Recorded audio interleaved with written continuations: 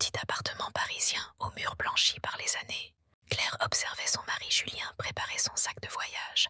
Le tic-tac régulier de l'horloge semblait plus bruyant que d'ordinaire, martelant le silence pesant entre eux. Julien partait soi-disant pour une conférence à Lyon, mais depuis quelque temps, ses absences avaient pris une couleur étrange, celle du parfum féminin qui persistait sur ses chemises, celle des messages effacés trop vite sur son téléphone. Claire, pourtant, n'avait rien dit. Elle l'aimait encore, ou du moins elle aimait l'homme qu'il avait été.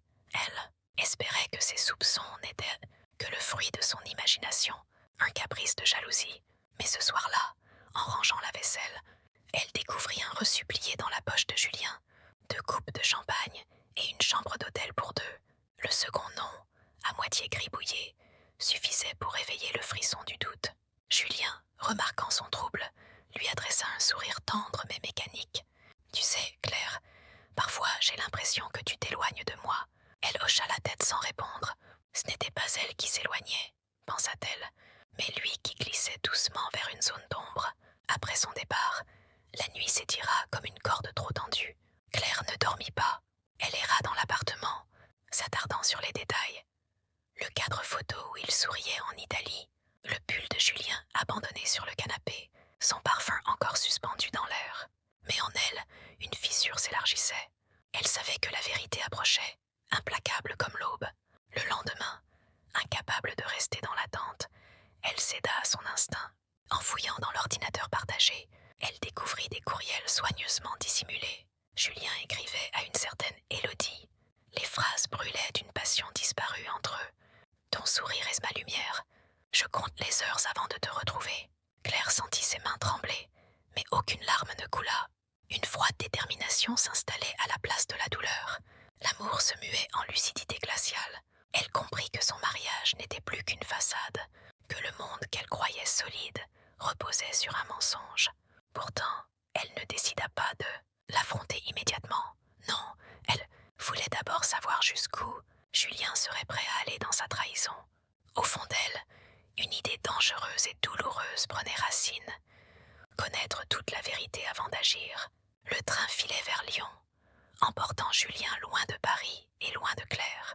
Elle avait hésité jusqu'au dernier moment, mais finalement, elle avait pris une décision. Elle le suivrait, pas pour le confronter tout de suite, mais pour voir, pour être témoin de sa trahison sans masque ni excuse. C'était une douleur froide, comme une lame qui s'enfonce lentement, mais elle avait besoin de cette vérité nue. Assise dans un autre wagon, son manteau serré autour d'elle, Claire fixait son reflet dans la vitre. Ses traits lui semblaient étrangers, marqués d'un mélange de peur et de colère contenue. Autour d'elle, les voyageurs parlaient à voix basse, lisaient, somnolaient, indifférents à son tourment intérieur. Elle avait l'impression d'être une ombre parmi eux. À l'arrivée à Lyon, elle suivit Julien à distance. Ses gestes lui paraissaient étrangement détachés, comme s'il devenait un autre homme loin de chez lui. Il sortit de la gare, et là un taxi, et Claire fit de même, demandant discrètement au chauffeur de garder ses distances. La ville défilait, ses lumières du soir se reflétant sur les pavés mouillés. Le taxi s'arrêta devant un hôtel discret, à la façade ancienne mais élégante. Claire vit Julien descendre, un léger sourire aux lèvres. Quelques minutes plus tard, une femme apparut à son tour, élancée, vêtue d'un manteau rouge, ses cheveux blonds attachés en chignon. Elle semblait sortir d'un rêve ou d'une scène de théâtre. C'était Élodie. Julien s'avança vers elle et sans hésitation l'enlaça. Claire sentit son cœur se briser, mais elle resta immobile, les yeux fixés sur cette image qu'elle aurait voulu ne jamais voir. Ce n'étaient plus des soupçons, ni des indices. C'était la vérité incarnée dans un baiser volé sous les réverbères. Les 2 amants entrèrent dans l'hôtel, main dans la main. Claire, tremblante, descendit à son tour. Elle resta longtemps devant la porte, incapable de franchir le seuil. Son souffle se faisait court, son esprit oscillait entre la rage et l'effondrement. Mais au lieu de céder, elle sortit son téléphone. Elle prit une photo, rapide et discrète, capturant Julien et Élodie disparaissant dans le hall. C'était son premier acte de résistance, pas une confrontation, pas encore, mais une preuve, une pièce du puzzle qu'elle allait rassembler, pas pour supplier ni pour demander des comptes, mais pour préparer quelque chose de plus profond. De retour dans son hôtel modeste, Claire resta assise sur le lit, son téléphone serré dans la main. Les images de Julien et Élodie se rejouaient en boucle dans sa tête. Elle pensa à toutes ces nuits d'attente, à tous ces sourires mensongers, à l'amour qu'elle avait donné sans compter. Et peu à peu, une idée naquit en elle. Peut-être qu'elle ne devait pas seulement découvrir la vérité, peut-être devait-elle apprendre à s'en servir. La nuit tomba sur Lyon, mais pour Claire, ce n'était pas seulement une nuit, c'était le début d'une métamorphose. Le matin suivant, Claire quitta son hôtel avant l'aube. La ville de Lyon se réveillait lentement, ses rues encore vides résonnaient du bruit des balayeuses. Elle savait où aller, l'hôtel où Julien et Élodie avaient repassé la nuit. Elle s'installa discrètement dans un café en face, choisissant une table près de la vitre. Son café refroidissait sans qu'elle y touche, ses yeux rivés sur l'entrée de l'hôtel. Vers 9 heures, elle les vit apparaître. Julien, vêtu d'une chemise claire, riait à une remarque d'Élodie. Leurs regards complices étaient une gifle silencieuse. Claire sortit à nouveau son téléphone et prit une autre photo. Une deuxième preuve, aussi tranchante qu'une lame. Son cœur battait vite, mais plus de douleur ne venait. À la place, une étrange lucidité la guidait. Chaque geste de Julien confirmait ce qu'elle savait désormais. Il n'était plus son mari, mais l'acteur d'une pièce sordide, jouée avec une autre. Et elle refusait d'être la spectatrice impuissante. Elle les suivit encore un moment. Ils prirent un taxi vers les quais du Rhône, flânèrent comme un couple d'amoureux en vacances. Julien avait cette légèreté qu'il n'avait plus chez lui, comme si Claire n'avait jamais existé.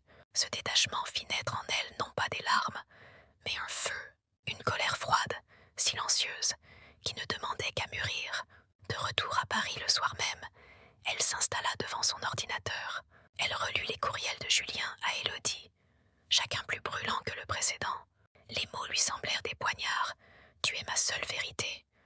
Avec toi, je respire enfin. » Claire ressentit une nausée, mais au lieu d'effacer ou de fermer la fenêtre, elle copia chaque message, chaque échange.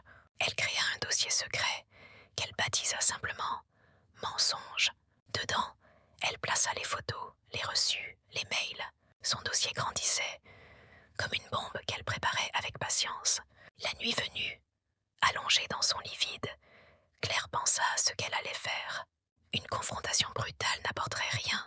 Julien nierait, s'énerverait, retournerait la faute contre elle. Elle le connaissait assez pour savoir qu'il se cacherait derrière des excuses ou des mensonges encore plus grands. Non, il fallait plus. Il fallait un plan. Son esprit s'éclaira soudain. Et si elle retournait ses propres armes contre lui? Il avait bâti son mensonge sur des ombres et des silences. Elle allait bâtir sa vérité sur des preuves et une mise en scène implacable. Elle imagina le moment où Julien verrait tout s'effondrer autour de lui, où ces deux vies se heurteraient violemment. Ce n'était plus seulement une question de douleur amoureuse, c'était devenu une quête de justice intime, une justice qu'elle rendrait elle-même à sa manière. Alors, dans le silence de la nuit parisienne, Claire fit un serment muet. Elle ne serait plus la femme trompée qui attend et qui pleure. Elle serait celle qui observe, qui prépare et qui frappe quand le moment sera venu. Les jours suivants, Claire joua son rôle à la perfection. Elle accueillait Julien avec des sourires mesurés, lui demandait comment s'était passée sa conférence à Lyon, et il répondait sans ciller, avec une aisance presque théâtrale. Chaque mot, chaque geste de lui nourrissait en elle une force nouvelle, celle de voir l'acteur, et non plus le mari. Le soir, quand il s'endormait, elle restait éveillée. Elle relisait les preuves accumulées dans son dossier mensonge, les photos, les reçus, les courriels. Chacun d'eux était comme une pierre dans le mur qu'elle construisait patiemment autour de lui. Un piège invisible, silencieux, mais inévitable. Un matin, alors qu'il prenait sa douche, Claire profita de quelques minutes pour fouiller son téléphone. Cette fois, elle ne se contenta pas de lire. Elle transféra plusieurs messages à sa propre adresse e-mail, veillant à ce que les traces restent intactes. Les phrases d'Élodie résonnaient dans son esprit. « Je veux que tu sois à moi entièrement, Julien. Elle ne doit jamais savoir. » Ironie cruelle, elle savait déjà tout. Peu à peu, Claire cessa d'être une épouse meurtrie. Elle devint une observatrice glaciale. Elle ne le questionnait plus, ne cherchait plus de tendresse.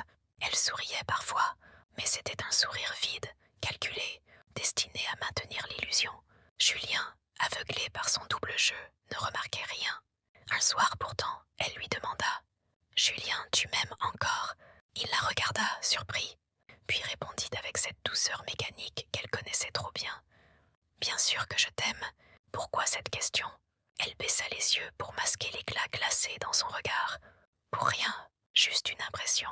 Ces mots, elle les grava en elle, car elle savait que bientôt, elle aurait l'occasion de lui montrer ce que valait réellement son amour.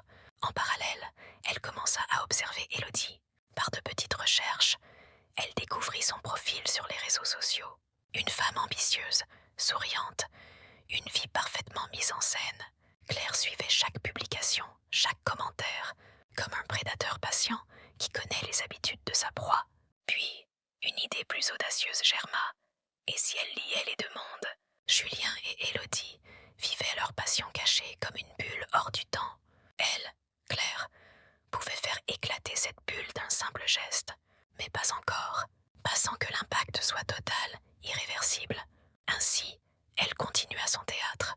Aux yeux de Julien, elle restait la femme douce, parfois distraite, mais toujours présente. En elle, pourtant, grandissait un plan d'une précision chirurgicale. Elle n'était plus victime, elle était stratège.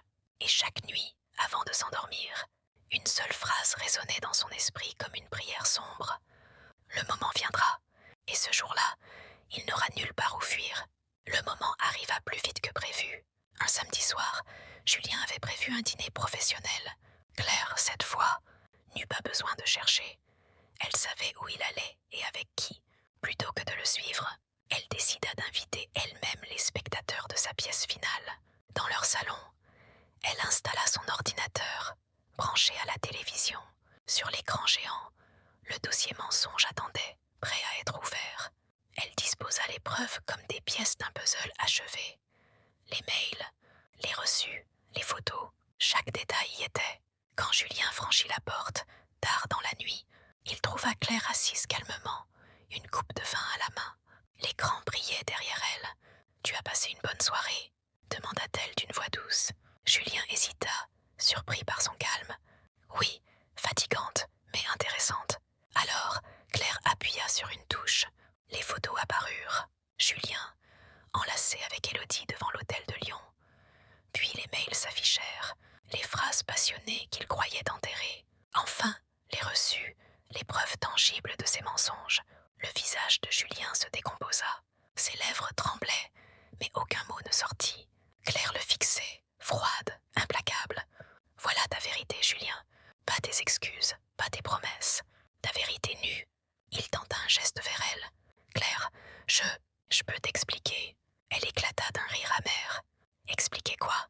Que je ne suis qu'une ombre dans ta vie, que tu t'es offert à une autre pendant que je t'attendais. » Julien baissa les yeux, incapable de soutenir son regard. Claire se leva lentement, chaque pas résonnant comme une sentence. « Ah, tu n'as pas seulement détruit notre couple, tu m'as transformée. Tu pensais me tromper en silence, mais tu m'as appris à voir. Et ce que je vois, Julien, c'est un homme faible, lâche, prisonnier de ses mensonges. » Elle lui tendit une enveloppe. À l'intérieur, les copies des preuves, soigneusement imprimées. « Tu peux les garder. Moi, je n'en ai plus besoin. Mon choix est déjà fait. » Julien releva la tête, paniqué. « Tu veux divorcer ?» Elle planta ses yeux dans les siens. « Non, Julien, je veux ma liberté. Ce n'est pas un divorce, c'est une délivrance. » Sans crier, sans pleurer, elle prit son manteau et sortit, laissant Julien seul face aux débris de ses illusions. L'appartement, témoin de leur amour passé, devenait désormais la prison de son mensonge révélé. Dans la rue froide, Claire marcha sans se retourner. Elle n'était plus